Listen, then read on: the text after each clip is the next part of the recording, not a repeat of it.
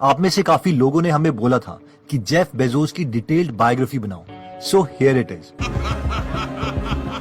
आज हम बात करेंगे जेफ बेजोस हैं कौन, कैसे वो दुनिया के रिचेस्ट इंसान बने, बावजूद इसके कि उन्होंने अपने डाइवोर्स सेटलमेंट में अपनी पत्नी मैकेंजी को अपने अमेज़न शेयर में से 25% शेयर दे दिया था। हम ये भी देखेंगे कि उन्होंने इलॉन मस्क की तरह एक स्पेस कंपनी भी खोली है जिसका नाम है ब्लू ओरिजिन, जो रीयूजेबल रॉकेट्स बनाती है, और क्यों इलॉन मस्क जेफ बेजोस का मजाक उड़ाते हैं। फॉर एग्जाम्पल, जब इलॉन मस्क से पूछा गया कि जेफ बेजोस भी आपके साथ कम्पीट कर रहे हैं, तो इस पर इलॉन ने कहा, कौन जेफ?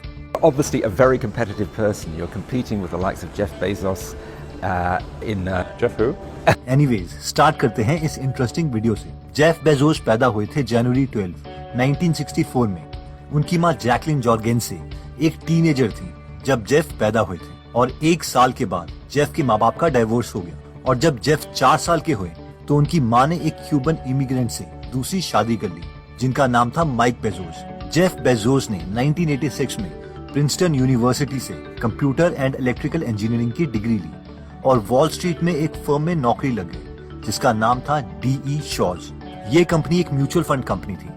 यहाँ पर जेफ जल्दी प्रमोट हो गए और वाइस प्रेसिडेंट बन गए।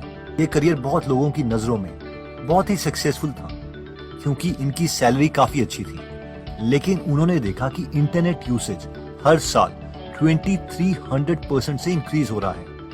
उन्हें पता था कि ये एक बहुत बड़ी अपॉर्चुनिटी है, मगर उन्हें समझ नहीं आ रहा था कि वो जॉब छोड़ें या ना छोड़ें। उनकी माँ ने उन्हें जॉब छोड़ने के लिए मना कर दिया और कहा कि वो ऑफिस के बाद या नाइट आवर्स में अपने नए प्रोजेक्ट पर काम करें। जब उन्होंने अपने बॉस से पूछा तो उनके बॉस ने कहा कि अगर तुम्हारे पास कोई जॉब नहीं होती फिर भी ये अच्छा आइडिया होता, लेकिन इतनी अच्छी जॉब छोड़ के एक नई कंपनी शुरू करना मेरे ख्याल से अच्छा आइडिया नहीं है।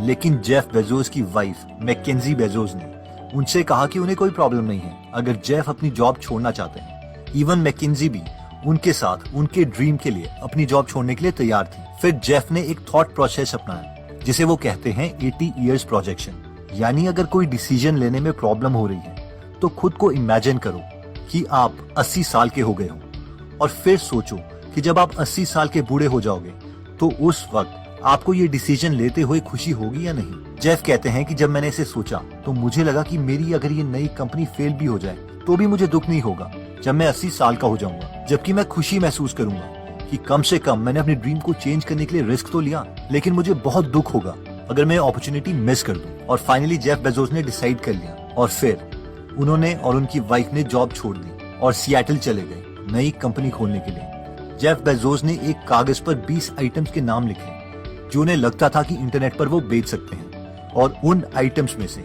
उन्होंने सबसे पहले सिलेक्ट किया बुक्स, क्योंकि उन्हें लगा बुक्स को बेचना कंपैरेटिवली आसान है। और इस छोटे से गराज से उन्होंने और उनकी पत्नी ने अपनी जर्नी स्टार्ट करी। जेफ और उनकी वाइफ ने सबसे पहला डोमेन नेम खरीदा relentless.com, लेकिन बाद में उसे चेंज करके साउथ अमेरिकन नदी के नाम पर amazon.com रख दिया गया। अगर आज भी हम relentless.com वेबसाइट खोलते हैं तो हम amazon.com पर ही पहुंच जाएंगे। बिना किसी प्रेस प्रमोशन के amazon.com ने अपने पहले 30 दिन में $20,000 की बुक्स बेच दी, और कुछ ही सालों में Amazon दुनिया का सबसे बड़ा बुक स्टोर बन गया। ये इसलिए हुआ क्योंकि किसी भी दुकान में एक साथ इतनी कैटेगरीज की बुक रखना मुश्किल था, और जेफ बेजोस ज्यादातर बुक्स के कैटलॉग्स रखते थे, अपनी वेबसाइट में उसे अपलोड करते, और जब कोई कस्टमर उस बुक को ऑर्डर करता उसके बाद ही वो उन बुक्स को ऑर्डर करते।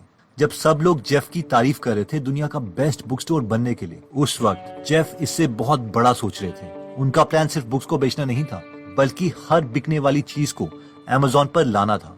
बुक इंडस्ट्री को चेंज करने के बाद वो और प्रोडक्ट्स भी Amazon में ऐड करने लग गए, जैसे कि CDs, वीडियोस, कपड़े, इलेक्ट्रॉनिक्स और टॉयज एक्सेट्रा। जेफ बेजोस ने अपनी इस जर्नी में बहुत से प्रॉब्लम्स को फेस किया, लेकिन अपने एटीट्यूड से वो हर प्रॉब्लम को हराते रहे। जैसे कि जब Amazon एक्सपैंड कर रही थी तो उस वक्त उन्होंने अपने फुलफिलमेंट सेंटर को एक्सपैंड करना स्टार्ट किया। शुरू में वो काफी डिसऑर्गेनाइज था। वर्कर्स एक दिन में मीलों चलते थे रोज के ऑर्डर्स को कंप्लीट करने के लिए, क्योंकि वर्कर्स के हाथ में सिर्फ स्कैनर्स होते थे जिसमें प्रोडक्ट की लोकेशन होती थी। अब हो सकता है कि एक प्रोडक्ट एक कोने में हो और दूसरा प्रोडक्ट दूसरे कोने में, जिसकी वजह से बहुत से वर्कर्स की तबीयत खराब होने लगी। कई लोग तो वहाँ पर बेहोश भी हो रहे थे जब एयर कंडीशनर्स ने काम करना बंद कर दिया था। तब जेफ बेजोस को पता चला कि कीवा नाम की एक नई कंपनी ने ऐसे रोबोट्स बनाए हैं जो प्रोडक्ट्स के रैक्स को मूव कर सकते हैं, और वो भी एक ऑर्गेनाइज्ड मैनर में। और ये अमेज़न के फुलफिलमेंट सेंटर के लिए बहुत अच्छी न्यूज थी। तो अमेज़न ने क्या किया, उन्होंने पूरी कंपनी कीवा खरीद ली। जेफ बेजोस शुरू से ही कस्टमर को क्वालिटी सर्विस देना चाहते थे। जेफ कहते हैं कि मैं चाहता था कि कस्टमर को उनका प्रोडक्ट जल्दी से जल्दी मिले, बहुत कम प्राइस में मिले, अच्छी क्वालिटी मिले। इन शॉर्ट वो कस्टमर एक्सपीरियंस से ऑब्सेस्ड थे। Focus on customer. Obsesses over our customers. Totally obsessing over the customer experience. Jeff Bezos customer experience को लेके इतने ऑब्सेस्ड थे कि अमेज़न के शुरू के दिनों में जब भी कोई मीटिंग होती थी तो वहां पर एक खाली चेयर रखी जाती थी और उनकी पूरी टीम मानती थी कि उस चेयर में उनका कस्टमर बैठा है जो उनके डिसीजंस को सुन रहा है। इसलिए उनकी पूरी टीम मिलके कस्टमर की तरफ से भी आर्ग्यूमेंट्स रखती थी। Understand the customer, have empathy for the customer, understand the details of the customer experience. The customer isn't there. We have to bring forward the voice of the customer. Jeff Bezos एक के बाद एक product को launch करते रहे। उनमें से बहुत सारे प्रोडक्ट्स फेल हुए, लेकिन जो चले उन्होंने पूरी मार्केट को डोमिनेट कर दिया। फॉर एग्जाम्पल अमेज़न प्राइम को लॉन्च किया, जिससे यूजर्स को फ्री शिपिंग मिलती थी और साथ में दूसरी फैसिलिटीज भी मिलती थी, जैसे कि free music, free movies etcetera. ये दुनिया का सबसे बड़ा मेंबरशिप प्रोग्राम था जिसमें 100 मिलियन से ज्यादा लोग जुड़ चुके थे। शुरू में लोगों को लगा कि इससे अमेज़न को बहुत बड़ा नुकसान होगा, लेकिन जिन लोगों ने अमेज़न प्राइम की मेंबरशिप ली होती थी वो अमेज़न से और ज्यादा शॉपिंग करते थे, जिससे उनके प्रॉफिट और इंक्रीज हो गए। अमेज़न को बहुत मुसीबतों का सामना करना पड़ा जब अमेज़न ने एक नया प्रोडक्ट लॉन्च किया, जो कि एक कैमरा था जिसका नाम था रिंग। ये एक स्मार्ट कैमरा था जिसे दुनिया के किसी भी कोने से फोन या टैबलेट से एक्सेस किया जा सकता था और जिसमें वॉइस कंट्रोल फीचर भी था। बहुत से लोगों ने इसे यूज किया, लेकिन प्रॉब्लम तब आई जब हैकर्स ने इसे हैक कर लिया और वो लोगों की पर्सनल लाइफ में झांकने लगे। बाद में पता चला कि सिर्फ हैकर्स ही नहीं, बल्कि अमेज़न के कुछ एम्प्लॉइज भी लोगों की पर्सनल लाइफ में ताक झांक कर रहे थे। There were a series of similar attacks across the country. What's up, homie? I still see you. You hungry? What's going on, my main man, Shaq? And it's not just hackers. Ring has fired some of its own employees for spying on customers. आज Amazon इतनी बड़ी company बन गई है कि Jeff Bezos की अगस्त 2019 में net worth $110 billion हो गई थी। इतना ही नहीं, इलॉन मस्क की कंपनी स्पेसएक्स की तरह जेफ बेजोस ने भी स्पेस रॉकेट्स की कंपनी खोली जिसका नाम है ब्लू ऑरिजिन, और ये कंपनी भी रीयूजेबल रॉकेट्स बनाने में सक्सेसफुल रही है। जेफ बेजोस का कहना है कि हमें अर्थ को बचाने में ज्यादा फोकस करना चाहिए, बजाय इसके कि हम दूसरे प्लैनेट्स में जाएं। वो चाहते हैं कि सारी पोल्यूशन क्रिएट करने वाली इंडस्ट्रीज, कंपनीज स्पेस में ही खोली जाएं, ना कि अर्थ में, क्योंकि ह्यूमंस सोलर सिस्टम के हर प्लैनेट में रोबोटिक प्रोब्स भेज चुके हैं और अर्थ से खूबसूरत प्लैनेट कोई और नहीं है। हर प्लैनेट में लिविंग कंडीशंस बहुत ही हार्मफुल हैं, लेकिन कई लोग जेफ बेजोस का मजाक उड़ाते हैं क्योंकि वो काफी स्पीचेस में इलॉन मस्क की सेम स्पीचेस ही बोल देते हैं। जैसे कि स्पेसएक्स के लिए इलॉन मस्क ने कहा था कि हमें रीयूजेबल रॉकेट्स चाहिए, वरना स्पेस ट्रैवल इम्पॉसिबल हो जाएगा। इमेजिन करो कि आप एक एयरप्लेन एक जर्नी में ही यूज कर सकते हो। फॉर एग्जाम्पल, अगर हमें इंडिया से यूएस जाने के लिए एक प्लेन चाहिए होता और वापस आने के लिए एक और प्लेन चाहिए होता, तो ये ट्रैवल इतना कॉस्टली होता कि शायद ही कोई एयरप्लेन से ट्रैवल करता। 747 is about $300 million. You'd need 2 of them for a round trip. And yet I don't think anyone here has paid $500 million to fly. It's like getting in your 747 and, flying across the country and then throwing the 747 away. You only use it one time. Jeff who?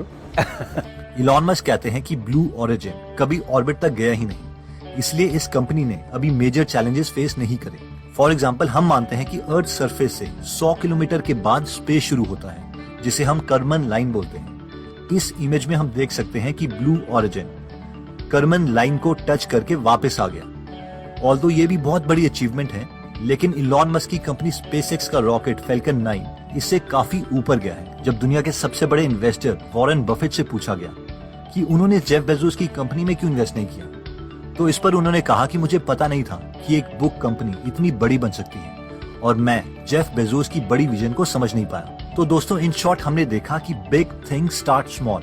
एक garage में start की हुई company दुनिया की best company भी बन सकती है। हो सकता है शुरू में हम पर कोई यकीन ना करे, लेकिन ड्रीम्स कंप्लीट होने पर सब यकीन करते हैं। जेफ बेजोस ने एक इंटरव्यू में कहा था कि उन्हें थॉमस एडिसन की एक कोट बहुत पसंद है और वो है success is 1% inspiration and 99% perspiration. In short वो कह रहे हैं कि आइडिया तो सबके पास है, आइडिया मैटर नहीं करता, लेकिन उसकी एग्जीक्यूशन बहुत मैटर करती है। और जेफ बेजोस एग्जीक्यूशन में बहुत अच्छे हैं। उन्होंने अपनी कंपनी को बहुत ही जल्दी ग्रो किया है। इसके साथ ही बहुत ही प्रोडक्ट्स भी उन्होंने लॉन्च किए हैं, जैसे कि Amazon prime, Amazon Kindle, Amazon web services etcetera. Jeff Bezos ने $2 बिलियन चैरिटी में डोनेट किए हैं ताकि होमलेस फैमिलीज को वो सपोर्ट कर सकें। दोस्तों, आई फील कि हम लोगों को भी बायोग्राफीज को पढ़ना चाहिए ताकि हम अपने माइंड की सोचने की क्षमता को इम्प्रूव कर सकें। इवन इलॉन मस्क भी ऐसा ही मानते हैं और इसलिए उन्होंने बहुत लोगों की बायोग्राफीज को पढ़ा और सुना है। I like biographies in general. Biographies, I think, are really, really interesting read. तो अगर आप भी फ्री में हिंदी में टॉप क्वालिटी बायोग्राफी सुनना चाहते हैं, जैसे कि Elon Musk, Jobs, Jeff Bezos, Gandhi ji, Obama, Usain Bolt, doctor B.R. Ambedkar etcetera, तो आप गीगल ऐप डाउनलोड कर सकते हैं, जहां पर 100 से ज्यादा फ्री समरीज अवेलेबल हैं और हम हर संडे नई फ्री समरीज ऐड करते रहते हैं। अगर आप हमारी वीडियोस मिस नहीं करना चाहते तो हमारा पेज लाइक करने के बाद 3 डॉट्स के बटन को प्रेस करके फॉलो के बटन को सिलेक्ट कीजिए और फाइनली सी फर्स्ट के ऑप्शन को सिलेक्ट कर लीजिए। इससे आपको हमारी हर पोस्ट मिलती रहेगी। जय हिंद।